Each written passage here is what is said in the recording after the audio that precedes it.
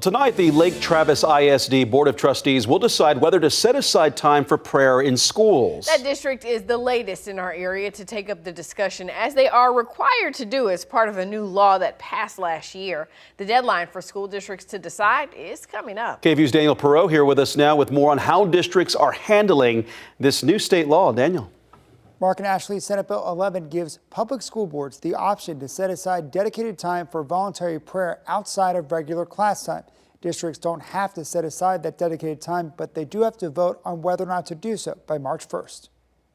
Motion carries. Across Texas, school districts are weighing whether to adopt policies that set aside time for voluntary prayer and the reading of religious texts. The daily period must not advance a particular religion or inhibit a particular religion and must not be coercive. This week, Bastrop and Liberty Hill ISDs voted down dedicating time. According to the ACLU, they're among at least 28 districts statewide that are voting this week. Students have robust prayer and faith rights in Texas schools already. Under the law, the prayer period can interfere with instruction time, and parents must sign a consent form before a student can participate. This week, Liberty Hill ISD board member Chris Neighbors said it would put a burden on the district. Definitely we could all do more.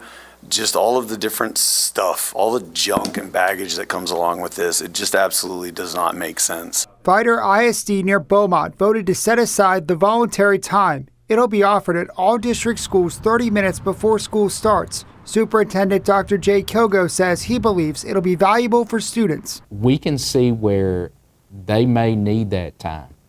And so our legislature provided that time, and we decided to go ahead. If districts vote to set aside that time, Carl Wachar with the ACLU of Texas says they'll have to find private spaces for the prayer period, staff to monitor them, and deal with extra paperwork for consent forms. It increases the risk of students experiencing exclusion or bullying. While supporters of SB 11 say it does not favor one religion over another, opponents argue it could violate the First Amendment and blur the line between church and state. This all takes away critical resources from schools that are already under-resourced and directs them to a program and a prayer period that doesn't need to exist.